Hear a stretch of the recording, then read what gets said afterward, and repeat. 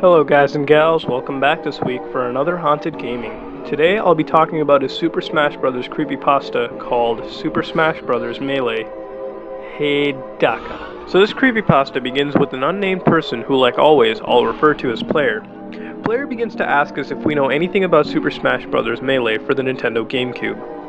I assume we all know what Super Smash Bros. Melee is. If you don't know what it is, it's a fighting game for the Nintendo GameCube that uses Nintendo characters, and they all just beat the shit out of each other, basically. Fun party game. But anyways, the player commences to tell us that there are certain programs for the computer that we can use to browse through game files and data on various in-game technical things like character textures and scripts and all that stuff. And it's weird a creepypasta starting out with this, telling us about hacking and whatnot. But it's a refreshing change of pace over the previous ones. So the player tells us that a certain script called char.txt, the name you're seeing on the screen right now, that's what it was called, and it was in a folder called char, C-H-A-R. This would most definitely stand for character. And what the player attempted to do was a character texture hack, which if you don't know what it is, don't worry, I'll explain it right now. A character texture hack is when a person, a hacker, changes what a character looks like. So say for example you had Mario. Now Mario would do the exact same things he would do before and after the hack. He'd be the same character, but his graphics would be different. For example, instead of the red overalls, the hacker could change it to purple overalls or yellow overalls or... God, I'm just thinking of other characters, but even like pink overalls, I guess, I don't know. Anything the player would want. And that would basically be what a character texture hack. You can change it to anything. You can change Mario to a whole nother character if you wanted, but like you can change him to look like Marcus Phoenix from Gears of War, but that's what a character texture hack is. You're just changing what something looks like. So anyways, in order to do the character texture hack, the player tells us that they have to copy all the official textures already on the game onto their PC. So the player copied the textures to his PC, and as the player was copying them, he or she noticed that there were 26 files being copied, but there were only 25 characters in the actual game. So what could the extra texture be for? The player looked into the texture folder one more time, or the textures he copied, and looked through their names. Most of them were normal, like Mario, Luigi, Sea Falcon, and all that stuff. It was all fine. I mean, nothing was too awkward, except for one, which was called Hhidaka, which you're seeing on the screen right now. So the player went to check the texture, which is an image file, and obviously you can open pictures with no problem using your standard photo viewing software on any computer. So the player opened it up, and the player was disturbed by the picture's contents, which was basically a Japanese girl who was dressed like a prostitute that was stabbed and mutilated extremely, especially in the stomach region. So the player wondered, why is such a file on this game? I mean, this is pretty gruesome stuff. So the player eventually remembered that he or she bought this game from a flea market, and of course we all know what these games are like at a flea market. Case in point, like fucking Tails doll and all that shit. Like any game you buy from a flea market or get from some creepy stranger, it's goddamn fucking hacked or fucking possessed by demons. I don't know, as far as we've uncovered on Haunted Gaming. But besides the point, the player remembered that the game didn't come with an instruction manual, but it came with a sheet that had Japanese letters written on it, which the player couldn't translate, and I guess that's because, he or she can't speak Japanese. Fair enough. The in-game files basically said that in order to unlock this mystery character, Hhidaka, the player would have to basically defeat a purple-colored Peach, Princess Peach, 4 times without taking any damage while playing as Ganondorf. The player thought this was a little, odd, but regardless, the player decided to go and complete this challenge. Upon completing the challenge, the new challenger screen appeared. Basically when you unlock a new character, that screen appears. The screen began to show a Japanese woman murmuring in Japanese with a knife stuck in her eye. The player's parents were home, and the player quickly turned down the volume because they were like, oh shit, this is goddamn scary and freaky, inappropriate, I guess. So the screen was, up there for 4 whole minutes, and the player was just looking away, constantly peeking back, but I mean, just trying to look away from it. And, the screen cut to black as soon as a gunshot was heard from the game. And the head flew back. The new character's head, they just flew back upon the gunshot sound. So the screen displayed two things. Two phrases, really. One phrase was, Hhidaka's taste for blood shall be quenched. And the other was, you have gotten the HH trophy. So the player then went to check the HH trophy description, and it said, finding this was your mistake. At this point, the player's GameCube reset, and the normal Super Smash Bros. Melee menu appeared without any music and sound. So the player began a match and chose a new character and fought against Kirby. As the player started, nothing happened. So sorry.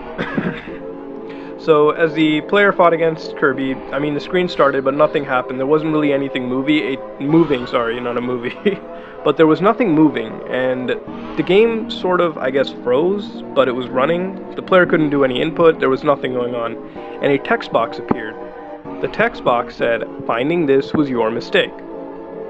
So the player went to power off his GameCube. But the game wouldn't shut off, and the disc started to spin rapidly. And the TV kept displaying the woman with the knife in her eye, and a caption appeared stating, play as Hhidaka and this could be you. The player later found out that the piece of paper with the Japanese text consisted of the exact same phrase, which is, finding this was your mistake. And it was signed by Hhidaka himself. And it turns out Hhidaka was a Japanese serial killer who was executed on December 25th, 2006. The same day, and Christmas, the player bought the game. So, guys and gals, what do I have to think about this creepypasta? It is very, very technical. The author really gets into the technical aspect of ROM and, video game hacking. And I'm not saying that's bad, because it adds a lot of realism to the story. And I'm glad, once again, the author did not resort to needless gory elements occurring in real life. That is just stupid if it's not done right. But as far as the possibility of this game existing, in this case, I'm gonna have to be a little skeptical. Because the way the character is so vividly described, the character model and its animations like the head flying back, it just seems sort of weird. I don't think you can do that sort of detail with just ROM hacking, because I don't think you can program new animations, because even if you can, they're always sort of combinations or rehashes of existing animations already in the game. I don't think you can create something new like that. But then again, ROM hacking, you can do almost anything, and if given enough time and effort, you can do anything you want. Hell, you could change the game and do, I don't know, you can make new characters. I'm pretty sure you could do that. It just seems very skeptical. But not getting too much into the technical stuff, it was great and all, but I just found out this was really technical. And, it's sort of, I'm not going to say it sucks. It's great because it sort of adds that whole realism aspect of it, but, shit, all I gotta say to the author is sort of lighten up on the technical stuff, Don't focus too deep. But I think the best part about this creepypasta was the serial killer. If you guys are skeptical on the serial killer's existence, let me just tell you right now that this guy is actually real. And the serial killer goes by the name of Hiroshi Hhidaka. Or Hiroki Hhidaka. I really can't pronounce this name, but I don't mean to butcher it, but I think that's how you pronounce it. I'm going to refer to him as Hiroshi Hhidaka, since I think that's what his name is. Or his legal name is. But whatever. So, this might be the first time we get some history in haunted gaming, but I'm going to tell you about the serial killer. So the serial killer, Hiroshi Hhidaka, was born on April 1962. And he died on December 25th, 2006.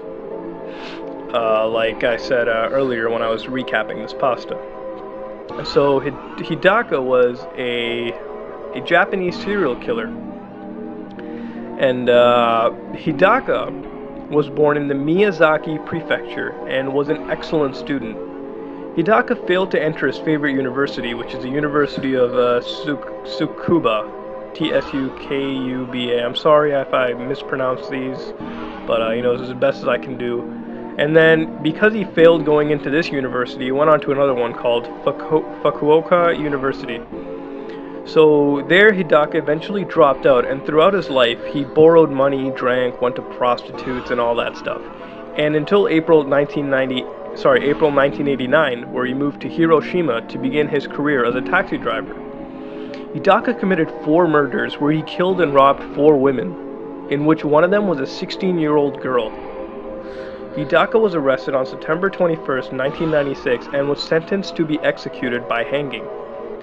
So, little history lesson aside, this is why I love this creepypasta. It really goes into the technical aspects, which gives it the realism. Granted, it's a lot, and some people might not understand it, but it's great to know that the author cares so much for the realism, and it really adds to it. It's better than like, oh, I found this game in the trash can. Oh, I picked it up. Oh, it's haunted and shit. No, the person really gets into technical stuff, and it's really good. And a lot of it is very legitimate. You could see it happening. And the other great thing I loved was the inclusion of real-life characters, and this has been done before. But in this, I really like it because, this serial killer, when I heard his name in the creepypasta, Hhidaka, I immediately went on and tried to search around and see what this guy did and what he was. And, it's really cool when you get stuff like this and, you can sort of relate it to real life. It really adds to the creepiness that, man, this fucking, serial killer is involved in it too. Which is what I like. And, it's a short creepypasta, but it's really good. That's what I'm going to say. But the problem is, the only gripe I can find with this is the hack in general can seem questionable, but it could be possible, like I said, if given enough time and effort. And finally, I guess that's really all I have to say. I really like this creepypasta. It's really good. I love the inclusion of the serial killer. I love the technical detail that the author gives us. And the only thing I hated was just I thought it was weird to see such a hack existing or such detail. But then again, that's just my skepticism kicking in. So all in all, go check it out. The links are in the description, and you definitely owe it to yourself to read it because, man, this really interested me, and I just wanted to share it with you guys. When creepypastas include this stuff, so this is really my analysis of it. And by the way, guys, I just wanted to ask you one thing, and you could write it in the comments below. Me and my friend, there's another guy who does, Some Ordinary Gamers with me. His name is Zahid. Some of you guys might watch his videos. But me and him are planning to start a Minecraft series where we're not planning on surviving anymore because, that shit is stupid. And this time, we're planning on, making epic structures that you guys can recommend to us, or, we'll make ourselves, and we just want to show it off, like really awesome mega structures for Minecraft. I just want to ask you guys what you think about it, write it in the comments below what you think, and, thanks for watching.